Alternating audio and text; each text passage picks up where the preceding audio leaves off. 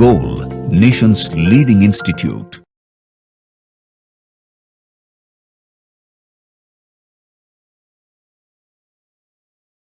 Hello students, I am Deepak Deep going to discuss physical chemistry part of test number 8 of test series for ReNEET 2026. Let's start with first question of physical chemistry and it is question number 137 on the board. Question number 137 is, what is the pH of a saturated solution of cupric hydroxide? KSP is given. KSP is given as 3.2 into 10 to the power minus 17. pH पूछा है बच्चे cupric hydroxide का. तो सबसे पहला काम कि cupric hydroxide जो है इसका KSP जो होगा सॉलेबिलिटी प्रोडक्ट वो 4s क्यूब होगा क्योंकि ये AB2 टाइप का सॉल्ट है. अब इस 4s क्यूब की वैल्यू जो दी हुई है वो 3.2 इंटू 10 का पावर माइनस 17 है. तो s की वैल्यू यहां से आ जाएगा क्यूब रूट ऑफ 3.2 इंटू 10 का पावर माइनस 17 डिवाइड बाई 4 से 0.8 टाइम्स 8 इंटू 10 का पावर माइनस 18. तो s की वैल्यू आ जाएगी 2 इंटू 10 का पावर माइनस 6. क्यूप्रिक हाइड्रोक्साइड के बारे में आप जानते हैं कि CuOH होल्ड वाइज जब आयनाइज होगा तो Cu2 पॉजिटिव और 2OH नेगेटिव देगा. बोले तो ये S तो ये 2S होगा. तो according to equation OH negative की concentration will be twice of S 2 into 10 का power minus 6 that's comes out to be 4 into 10 का पावर माइनस 6. तो भाई ये OH नेगेटिव आ गया तो POH will be negative log of that minus log of 4 into 10 to the power minus 6 और ये value हो जानी है बच्चे 6 minus log 4. तो 6 minus 0.6 that will be 5.4. तो pH हो जाएगा 14 minus 5.4 and that will be 8.6. तो ये एक सिंपल सा कैलकुलेशन था. क्वेश्चन है आयनिक इक्विलिब्रियम का, सॉल्युबिलिटी इक्विलिब्रियम का. Answer will B third one. तो 137 का तीसरा आंसर हो जाना है. नेक्स्ट क्वेश्चन देखते हैं बच्चे. क्वेश्चन नंबर 140 है. 1 gram molecule of chlorine gas react with metal to give 111 gram of metal chloride. भाई अगर कोई मेटल क्लोराइड बना है MClX तो इसमें कह रहा है कि 1 ग्राम मॉलिक्यूल क्लोरीन का है. आपको पता है बच्चे कि 1 ग्राम मॉलिक्यूल बोले तो 1 मोल मॉलिक्यूल का मतलब 71 ग्राम क्लोरीन. तो हमको यह समझ में आ गया कि इसका मतलब ये MCl2 बना रहा है और इसमें 71 ग्राम अगर क्लोरीन है तो 111 माइनस 71 40 ग्राम मेटल है. और चूंकि मेटल की वैलेंसी +2 है तो equivalent mass will be 40/2 and that will B 20 ग्राम पर इक्विवेलेंट. तो answer will B first. MCl2 हम पहुंच पाए उसके डेटा से क्योंकि 111 ग्राम 111 ग्राम में टोटल जो क्लोरीन था वो 71 ग्राम था. क्वेश्चन नंबर 140 के बाद 141 देखें आप बोर्ड पे. Consider the equilibrium N2 plus 3H2 2NH3 delta H is given minus 93.6 kilojoule. भाई exothermic process बोल रहा है ये. Yield of ammonia can be increased by. अब yield of ammonia की अगर बात करो बच्चे डेल्टा H नेगेटिव है, एक्सोथर्मिक प्रोसेस है तो टेम्परेचर को लो रखना होगा, कम टेम्परेचर पे फॉरवर्ड जाएगा. दूसरी बात चूंकि डेल्टा Ng की वैल्यू नेगेटिव है, प्रोडक्ट साइड मोल कम है तो प्रेशर बढ़ाऊंगा तो फॉरवर्ड जाएगा. तो प्रेशर को रखना होगा ज्यादा और टेम्परेचर को रखना होगा कम. तो answer is decrease of temperature and increase of pressure. First answer will be the right answer. 141 का पहला आंसर. क्वेश्चन नंबर 143 देखें आप बोर्ड पे. For the reaction 2x solid 2y gas 2c liquid plus d gas delta H reaction is given minus 25 kilocalorie. What will be internal energy change of the reaction? We have relation delta H is equal to delta E plus delta NgRT. Delta H is given as minus 25 kilo calorie. Delta E हमें पता करना है and delta Ng is given as D. 1 mole में से 2 मोल घटाया तो -1. R की value kilo calorie की 2 इंटू 10 का पावर -3 रखा बच्चे. और temperature is given as 300 kelvin 27 degree Celsius. तो 300 मल्टीप्लाइड बाई 2 इज 600 इंटू 10 का पावर माइनस 3 इज 0.6। ये 0.6 अगर इधर जाएगा तो ये -25 और plus 0.6 and that will B -24.4 in kilo calorie. तो आंसर करते हैं फर्स्ट। थर्मोडायनेमिक्स का डेल्टा एच डेल्टा ई के रिलेशन बेस्ड क्वेश्चन है, आसान है ये क्वेश्चन। क्वेश्चन नंबर 143 के बाद 144 देखें आप बोर्ड पे। A concentrated solution of sodium chloride containing a small amount of HPH, HPH stands for phenolphthalein, जैसा कि आप जानते हैं, is electrolyzed using platinum electrodes। भाई सोडियम क्लोराइड के इलेक्ट्रोलाइसिस करोगे तो आप आयंस की बात करो तो Na पॉजिटिव Cl नेगेटिव और वाटर की इलेक्ट्रोलाइसिस होगी तो Na पॉजिटिव और वाटर में वाटर जाएगा और ये बन जाएगा H2 गैस और plus OH negative after gain of electron, और Cl नेगेटिव चला जाएगा Cl2 गैस में plus electron half Cl2।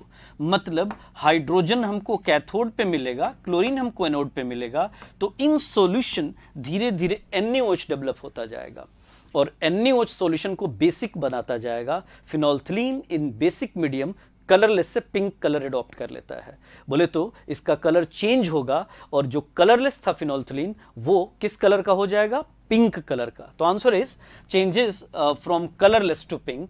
Second answer 144 का हो जाना है। क्वेश्चन नंबर 144 के बाद 147 देखें आप बोर्ड पे। A substance X undergoes a first order reaction, X goes to Y, and half life is 15 minutes. Initial concentration 2 molar अगर है तो what will be concentration after 60 minute? ये क्वेश्चन है बच्चे।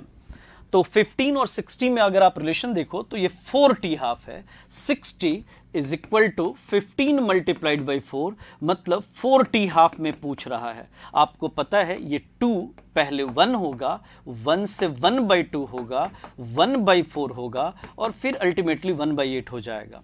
या हम ऐसे कह सकते हैं 2 इंटू 1/2 का 4 टाइम्स ये कॉन्सेंट्रेशन हो जाएगा। बोले तो 2 मल्टीप्लाइड बाई 1/16 1/8 हो जाएगा कॉन्सेंट्रेशन, एंड 1/8 इज 0.125 मोलर, 4 बार आधा हो जाएगा। क्वेश्चन नंबर 147 के बाद 151 देखें आप बोर्ड पे। Calculate the maximum work that can be obtained from the cell given below. Zinc और सिल्वर का बना हुआ एक इलेक्ट्रोकेमिकल सेल है। आप सबसे पहले E0 सेल पता करेंगे और E0 cell E cathode minus E0 of anode हो जाना है। कैथोड चूंकि सिल्वर है बच्चे तो 0.80 में से माइनस ऑफ माइनस 0.76 किया and that's comes out to be 1.56 volt. भाई ये आ गया हमारा E0। मैक्सिमम वर्क का मतलब होता है Gibbs free energy delta G. तो ये क्वेश्चन हमसे डेल्टा जी डिमांड कर रहा है, तो delta G naught is minus NF E0 cell बच्चे। माइनस एन की वैल्यू इस प्रोसेस में 2 है, 2 इलेक्ट्रॉन के बदलाव है, 96500 है एंड E0 सेल हमारा 1.56 है। चूंकि ये वैल्यू जूल में किलो जूल में डिमांड कर रहा है तो हमने इसको 10 का पावर -3 भी कर दिया। तो ये अगर हम सॉल्व करते हैं तो ये वैल्यू 301 किलो जूल के आसपास आ जाती है। तो answer is second one with negative sign -301 kilo joule. Question number 151 के बाद देखिए आप next number 157। A metallic chloride contains 45% metal। Chloride में 45% मेटल है, इक्विवेलेंट मास बताना है आपको। तो अगर आप 45 को इक्विवेलेंट मास ऑफ मेटल से डिवाइड करें, इक्विवेलेंट ऑफ मेटल, और दूसरी तरफ 55 है हमारा, 55 ग्राम क्लोरीन है डिवाइडेड बाई 35.5, तो ये हमारा इक्विवेलेंट मास दे देगा। तो इक्विवेलेंट मास हमारा आ जाएगा E 45 इंटू 35.5 डिवाइडेड बाई कितना बच्चे 55। 5 से ये 9 टाइम्स, 5 से 11 टाइम्स, अगर हम देखें तो 11 से 3 से थोड़ा ज़्यादा, 9 3 27, 27 से थोड़ी बड़ी वैल्यू। तो सॉल्व करेंगे तो आंसर 2 आ जाएगा 29 के अप्रॉक्स। तो 157 का आंसर सेकंड करना है हमने। क्वेश्चन नंबर 157 के बाद 162 देखें आप बोर्ड पे। The electron in the hydrogen atom undergoes transition from higher orbit to orbit of radius this. बोले तो किसी हायर ऑर्बिट से उस ऑर्बिट में आ रहा है जिसका रेडियस 211.6 पिकोमीटर है।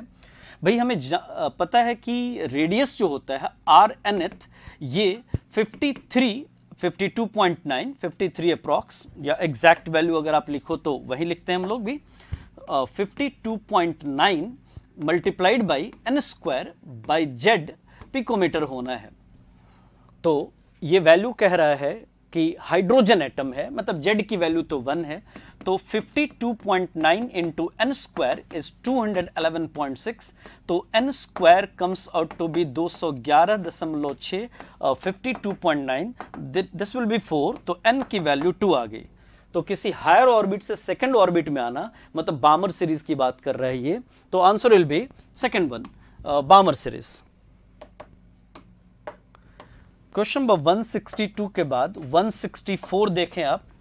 The number of radial nodes of 3d and 4p orbitals are respectively 3d and 4p orbitals.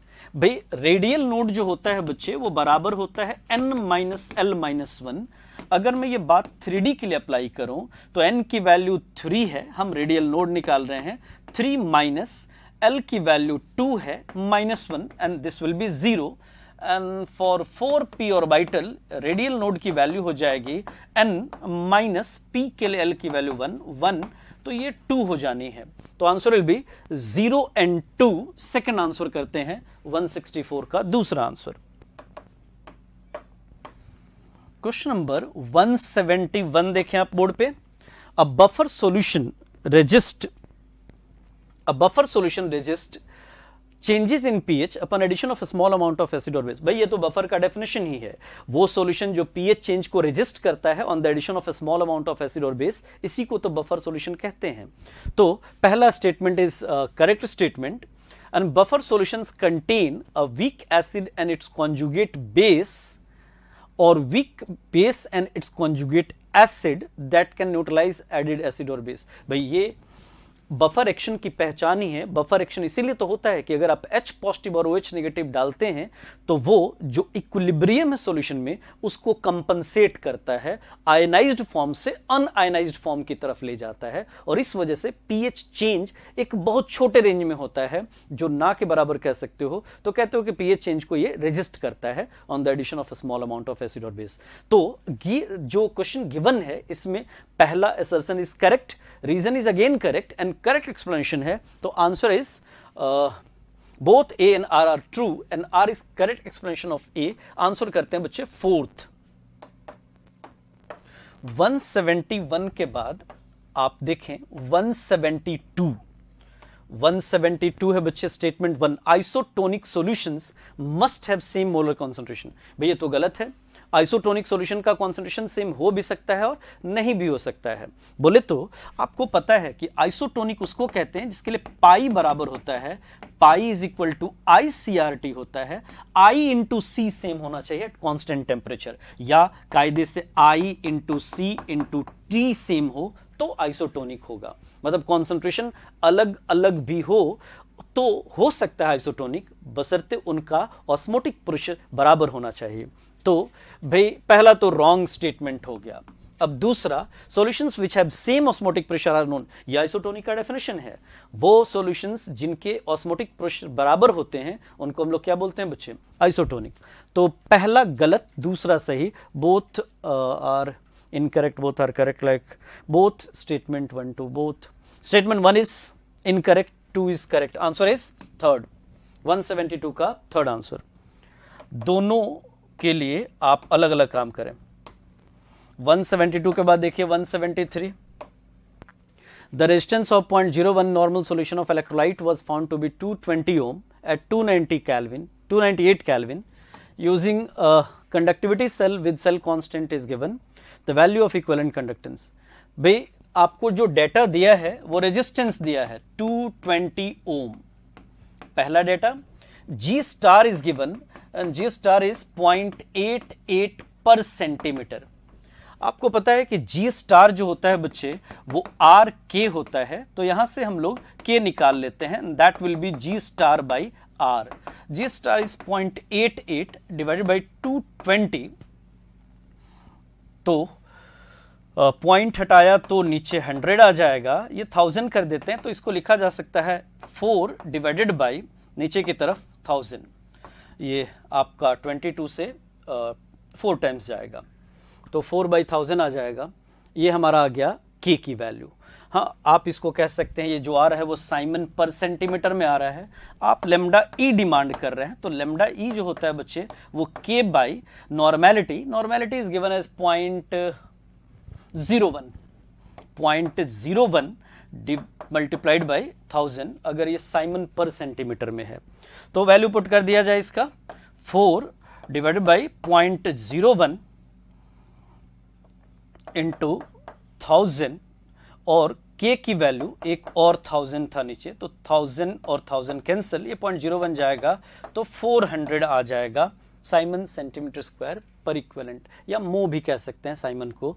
तो आंसर इज फर्स्ट वन, 173 का पहला आंसर हो जाएगा. नेक्स्ट क्वेश्चन देखें आप, 176. क्वेश्चन नंबर 176 है, in a gaseous reversible reaction N2 plus O2, एक reaction दिया हुआ है बच्चे, और कह रहा है कि प्रेशर अगर बढ़ाएं तो क्या होगा. भाई ये रिएक्शन देखो, डेल्टा Ng की वैल्यू इस प्रोसेस में 0 है. जितने मोल रिएक्टेंट के हैं उतने ही मोल प्रोडक्ट के हैं. डेल्टा Ng 0 है, एक्सोथर्मिक प्रोसेस है. एक्सोथर्मिक बोल के वो टेम्परेचर का इफेक्ट डिस्कस करता है, और अगर वो डेल्टा Ng बता रहा है तो प्रेशर का इफेक्ट. प्रेशर बढ़ाने से उधर जाता है इक्विलिब्रियम जिधर गैस के मोल्स कम होते हैं. भाई इसमें तो दोनों तरफ गैस के मोल्स सेम ही हैं.